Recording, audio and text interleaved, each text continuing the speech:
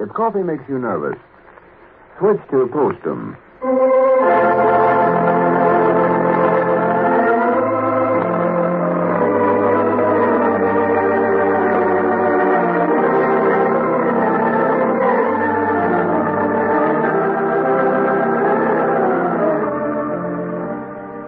The makers of Postum, the favorite mealtime drink in millions of American homes, present those two lovable old characters from the hill country, Lum and Abner.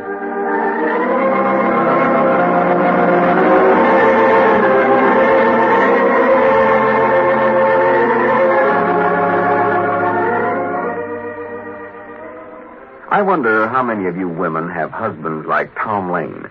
Tom loved to eat, and there was nothing like a good dinner to put him in a good humor. After supper, he'd usually say something like, "Oh, that was a good dinner. Well, let's get after those dishes now and skip out to the movies. What do you say, huh?" But almost overnight, Tom changed. One day, he miserably pushed back his chair and said, "Oh, I can't eat anymore. I'm getting indigestion. I can't understand it. This has never happened to me before." And that was the beginning of many attacks of indigestion. What had happened? What had changed him from a man who could get up from the table singing to a man who would feel perfectly miserable almost every time he ate? His doctor told him it was nerves. Coffee nerves.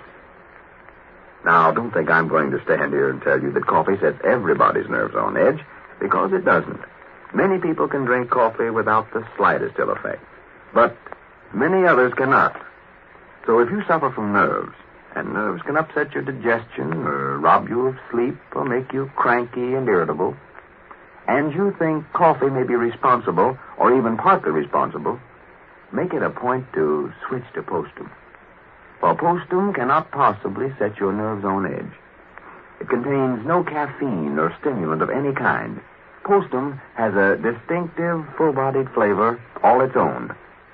So drink Postum instead of coffee, and even in 2 weeks' time, as soon as you've given Postum a fair trial, see if your nerves aren't in better shape, see if your digestion hasn't improved, see if you don't thank the day you switched to Postum.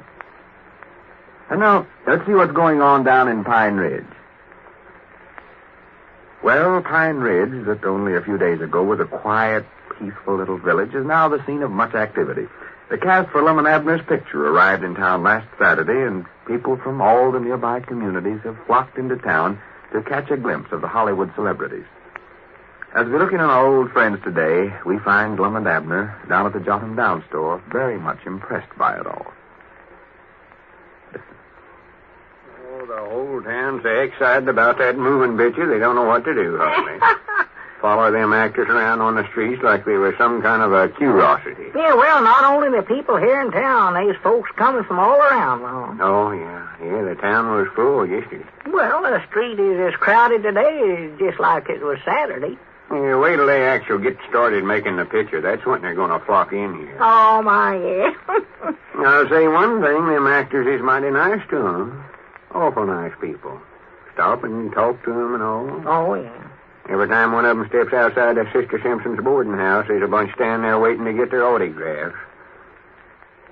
Reckon why it is nobody don't ask us for our autographs.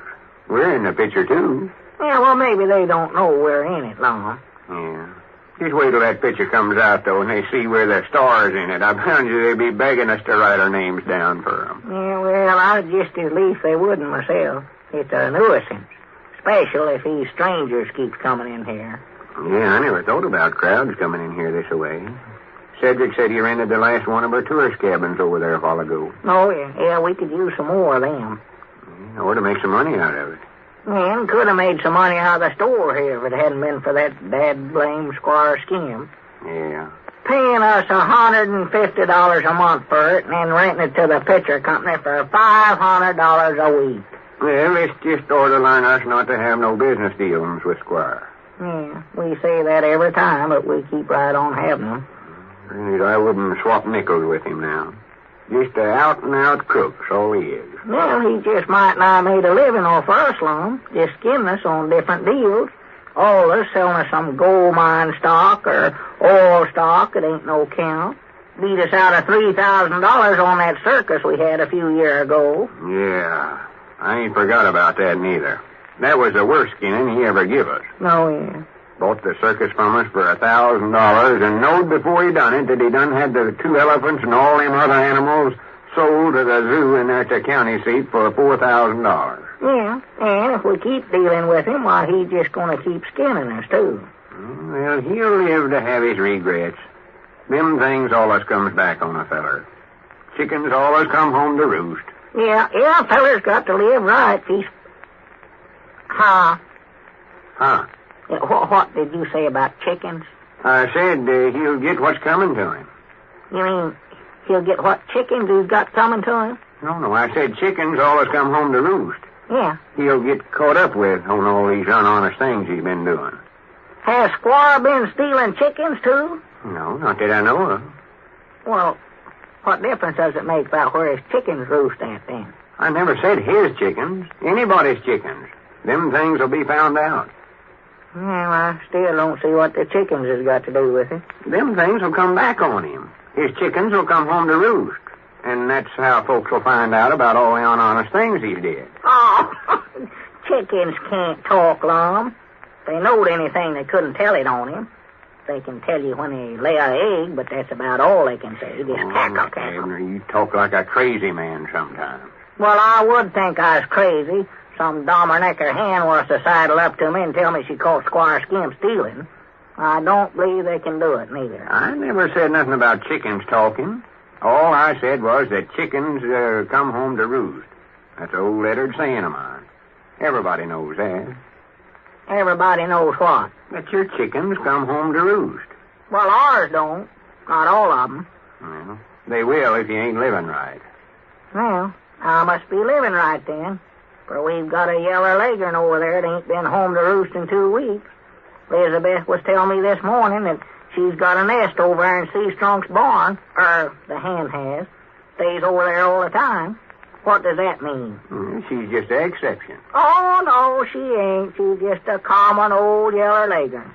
She ain't the first chicken I ever heard of not coming home to roost, neither. Well, you're getting clean away from what I'm talking about, though. You're taking me literary.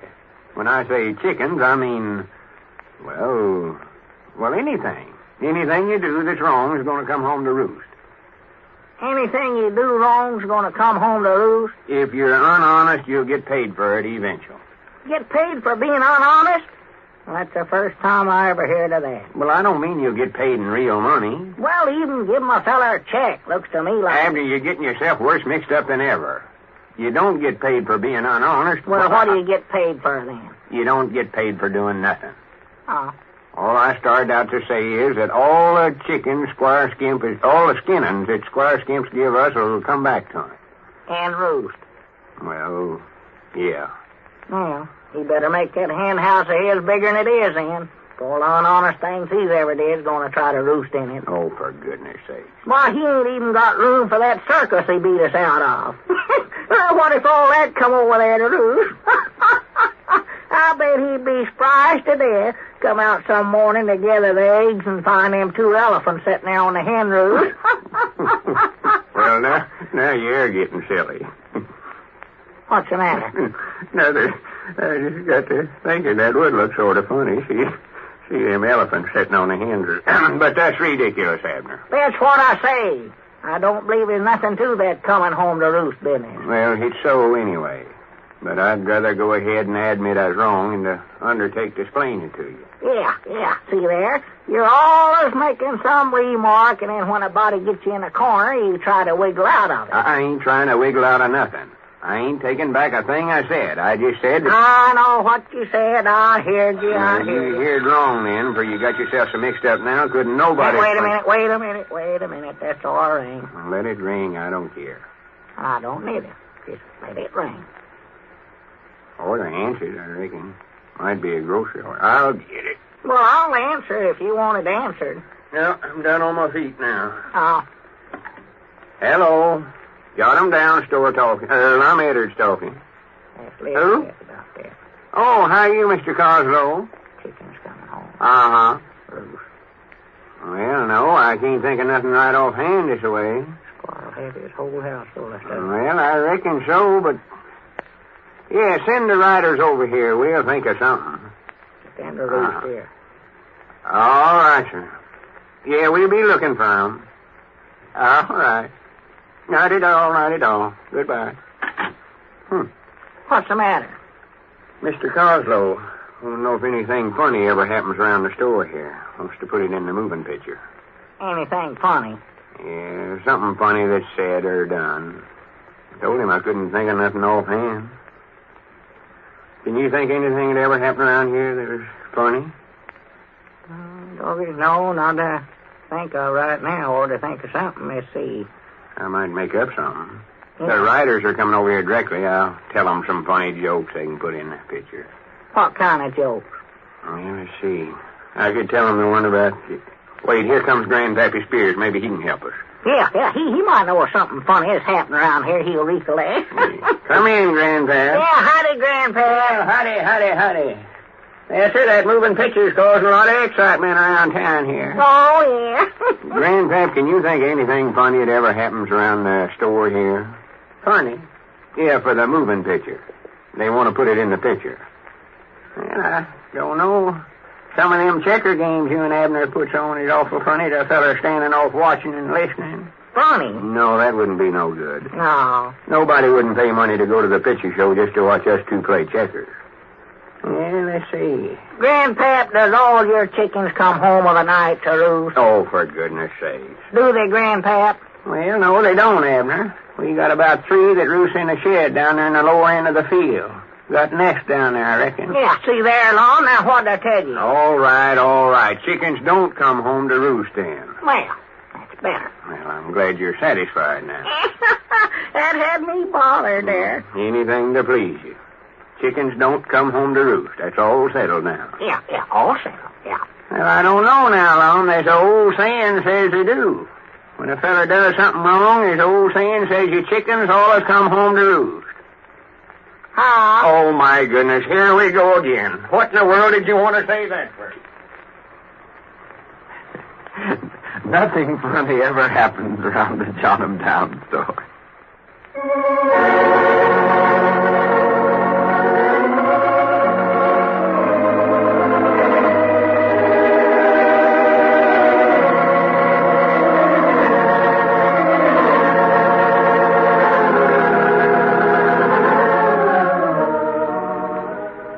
Don't forget, friends, at this same time, we'll go for another visit to Pine Ridge with Lum and Abner.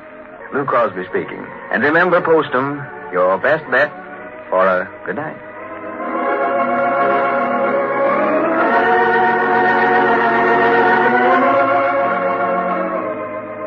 This is the Columbia Broadcasting System.